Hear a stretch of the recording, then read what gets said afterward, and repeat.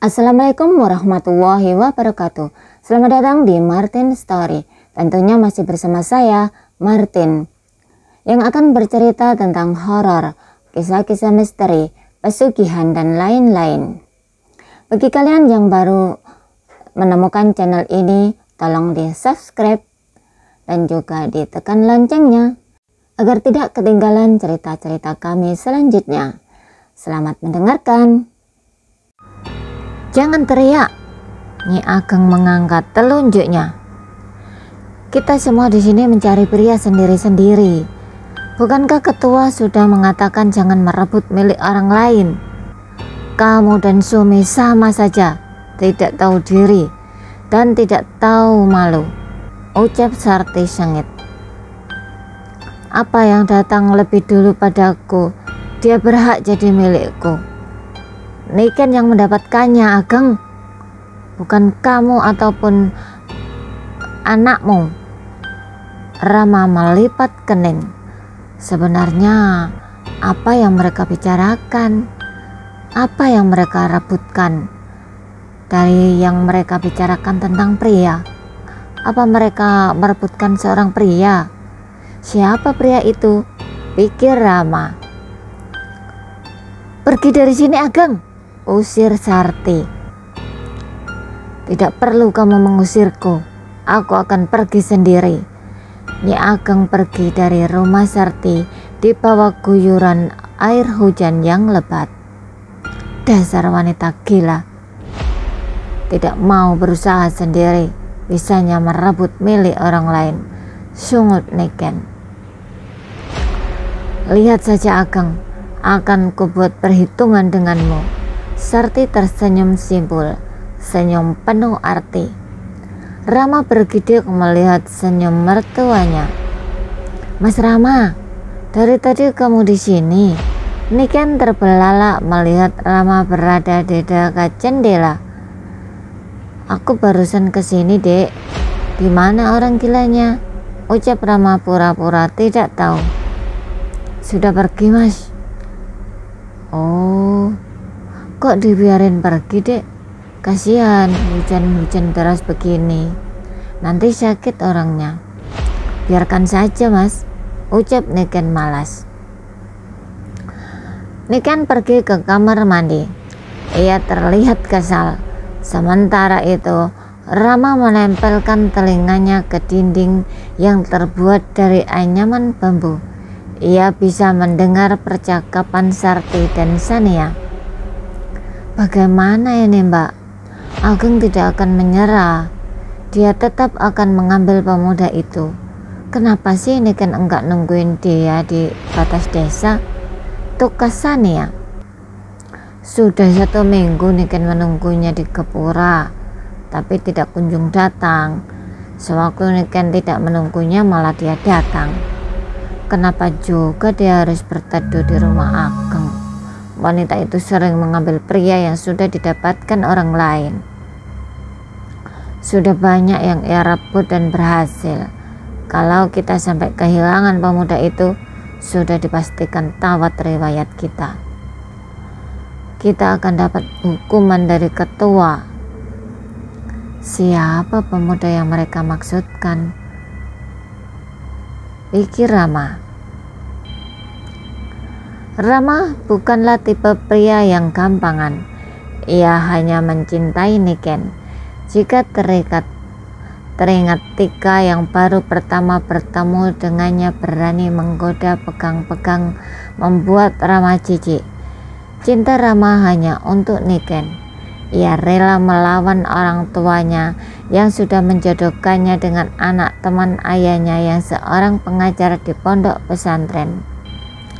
Rama ingat tatkala ia menikah dengan Niken, pernikahan mereka sangat sederhana, tanpa dihadiri oleh orang tua Rama dan juga ibu dan kakak Niken. Yang menjadi wali dalam pernikahan mereka adalah Pak Lek Rudi, adik dari almarhum bapaknya Niken. Susah payah ia mendapatkan Niken. Tidak mungkin dengan mudahnya Rama berpindah ke lain hati. Apa Nyi Ageng dan Tika ingin merebutku, Bu? Memangnya aku ini barang? Rama kini berdiri di depan pintu. Ia tidak bisa menahan emosinya. Rama, Sarti dan Sania terlonjak melihat Rama berada di depan pintu. Rama tidak bersuara, wajahnya memerah karena marah. Iya Rama, Ageng ingin anaknya Tika menikah denganmu. Dia itu cantik tapi enggak laku, ucap Sania. Harusnya Nyi Ageng mengajarkan Tika hal yang baik, bukannya malah menginginkan pria beristri menikah dengan anaknya, ucap Rama kesal. Biarkan saja, tidak perlu dipikirkan, tukas Sarti. Iya Bu, Bibi Sania tadi ke kebun singkong di depan sana, pas hujan deras. Bibi juga enggak bawa payung. Sania gelagapan, ditambah Sarti melirik tajam kepadanya. Ikut aku Sania. Sarti menarik adiknya itu ke dalam. Rama membuntuti mereka masuk ke dalam rumah. Entah apa yang dilakukan Sania hingga Sarti marah kepadanya. Apa yang membuat Sarti marah kepada Sania? Jangan berbuat aneh-aneh kamu San. Terdengar Sarti memarahi Sania di dalam kamar. Mengapa Sarti semarah itu kepada Sania hanya gara-gara Sania ke kebun singkong? Ada apa di kebun singkong itu? Malam ini malam Jumat Kliwon. Arwah Roro akan datang ke rumah-rumah untuk meneror warga. Kamu yang warga baru datang dari desa ini, kamu harus hati-hati Rama. Jangan membuka pintu ataupun jendela jika ada orang yang memanggilmu dari luar. Pesan Sarti. Baik Bu. Ibu, Niken dan Nania mau melakukan ritual untuk melindungi rumah kita dari gangguan Roro. Kamu diam saja di sini, pesan Sarti. Rama mengangguk saja. Ia tidak tahu ritual apa yang akan mereka lakukan. Ketika perempuan itu lalu masuk ke dalam kamar, yang Rama sempat berpikir itu adalah gudang. Rama menunggu mereka di ruang tamu. Ia mengusap lengannya. Malam ini sangat dingin, lebih dingin dari biasanya. Tok tok tok, terdengar suara pintu diketuk. Rama diam saja. Ia tak bergeming. Ken, ini Bibi, buka pintunya, Bibi kedinginan. Itu suara Bibi Sania. Rama tetap tak bergeming. Ia enggan beranjak dari tempat duduknya. Niken, Nania, Mbak Sarti. Sakit Roro menyakitiku. Dia mau membunuhku, teriak Sania. Terdengar jeritan Sania yang memilukan. Rama tidak tega. Ia berjalan ke pintu. Ibu bilang, jangan membuka pintu apapun yang terjadi. Tapi di luar sana Bibi Sania membutuhkan pertolongan. Rama dilanda dilema. Haruskah ia membuka pintu atau tidak? Sebelum membuka pintu, Rama mengintip dari jendela. Tidak ada Bibi Sania. Jadi siapa yang berteriak tadi? Mungkin benar-benar kata Sarti itu semua tipu daya Roro. Rama kembali duduk di kursi. Angin berhembus kencang sampai nyala lampu minyak yang ada di hadapannya meliuk-liuk hingga akhirnya padam. Ruang tamu menjadi gelap. Tidak ada seberkas cahaya pun. Rama meraba-raba meja. Tidak ada korek di sana. Mungkin Niken tahu ada yang di mana koreknya. Rama berjalan sambil meraba-raba. Tiba-tiba tangan Rama menyentuh seseorang. Niken, itu ke kamu dek? Hening. Tidak ada jawaban. Hanya suara jangkrik yang terdengar dari dapur yang masih berlantaikan tanah. Kok diam saja? Oh, bukan Niken ya? Mbak Nania atau ibu? Hihihihihihi.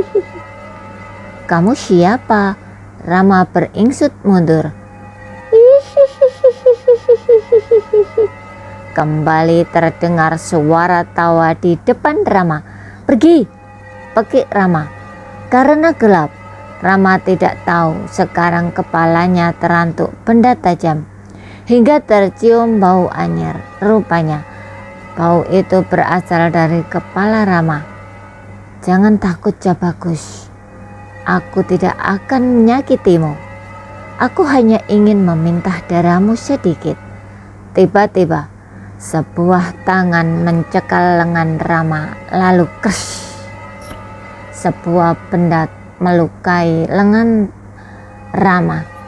Darah segar mengucur dari luka itu.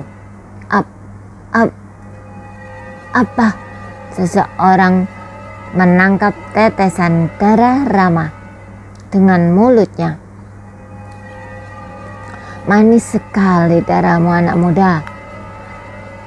Tidak akan aku biarkan kamu menjadi tumbal wanita-wanita itu. Kamu adalah milikku.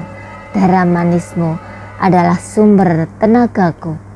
Tenang saja, aku akan selalu melindungimu.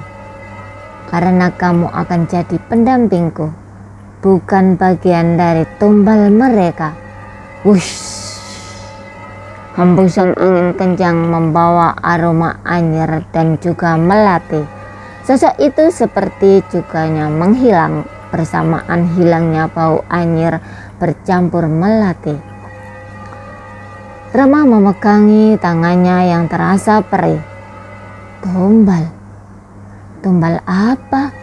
Ucap Rama bermonolog. Tumbal untuk kecantikan, bisikan di telinga Rama. Siapa itu? Tanya Rama.